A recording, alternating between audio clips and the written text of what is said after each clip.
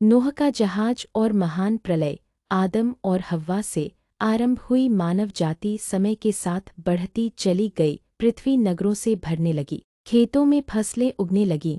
मनुष्य ने ज्ञान और कौशल में प्रगति की, परंतु इस बाहरी उन्नति के साथ साथ मनुष्य का हृदय अंधकार से भरता चला गया। प्रेम के स्थान पर घृणा, सत्य के स्थान पर छल और परमेश्वर के भय के स्थान पर घमंड ने जन्म ले लिया। मनुष्य ने अपनी इच्छा को ही नियम बना लिया। शक्तिशाली निर्बलों को कुचलने लगे। हिंसा, व्यभिचार, अन्याय और अधर्म पृथ्वी पर फैल गया।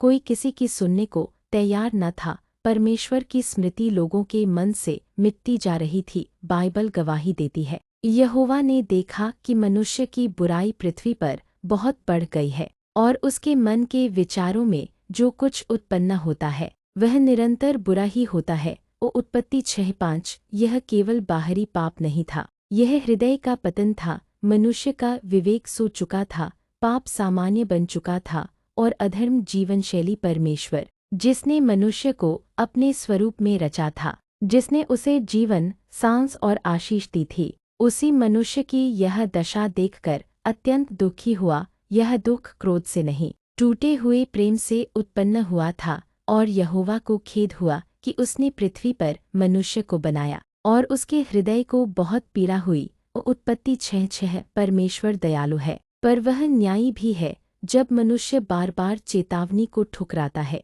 तब न्याय का समय आता है। परमेश्वर ने निश्चय किया कि वह पृथ्वी को शुद्ध करेगा, नाश के लिए नहीं बल्कि नए आरंभ के लिए। उस अंधकारमय युग में एक व्यक्ति ऐसा था जो भीड़ के साथ नहीं बहा। उसका नाम था नूह। वह सिद्ध नहीं था पर विश्वास योग्य था। वह परमेश्वर की सुनता था और उसके मार्गों पर चलता था। नूह धर्मी पुरुष था, वह अपने समय के लोगों में खरा था। नूह परमेश्वर के साथ चलता था। उत्पत्ति 6:9। जब सब लोग हंसते थे, नूह प्रार्थना करता था। जब लोग पाप में मग्न थे, नूह आज्ञाकारिता में स्थिर था। परमेश्वर ने नूह को बुलाया और उसे आने वाले प्रलय की सूचना दी। उसने आदेश दिया कि एक विशाल जहाज बनाया जाए, ऐसा जहाज जिसे संसार ने कभी न देखा था।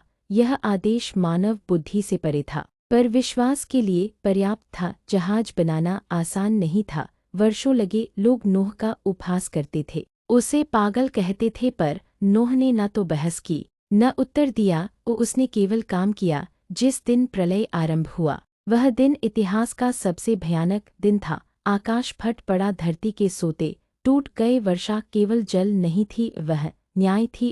उसी दिन गहरे सागर के सब सोते फूट पड़े और आकाश के झरोखे खुल गए। उत्पत्ति 7:11। चीखे, विलाप, दौड़, पर बहुत देर हो चुकी थी। द्वार बंद हो चुका था। नगर, पहाड़, मंदिर सब जल में समा गए। मनुष्य की शक्ति, संपत्ति और बुद्धि सब व्यर्थ सिद्ध हुई और जल पृथ्वी पर बहुत बढ़ गया और सब ऊंचे पहाड़ ढंक गए। उत्पत्ति 7:19। बाहर विनाश था, भीतर विश्वास। नूह और उसका परिवार प्रार्थना में लीन था। वे जानते थे कि उनका उद्धार परमेश्वर के हाथ में है।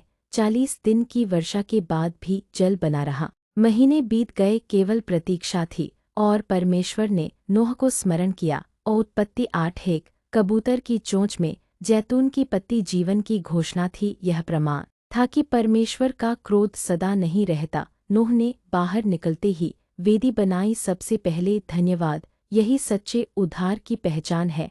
परमेश्वर ने वाचा बांधी, आकाश में इंद्रधनुष चमक उठा। यह मेरे और पृथ्वी के बीच वाचा का चिन्ह होगा। उत्पत्ति 9:13। नूह का जहाज आज भी बोलता है, द्वार अभी खुला है। प्रश्न केवल यह है, क्या हम प्रवेश करेंगे? परमेश्वर न्यायी है और परमेश्वर दयालु भी।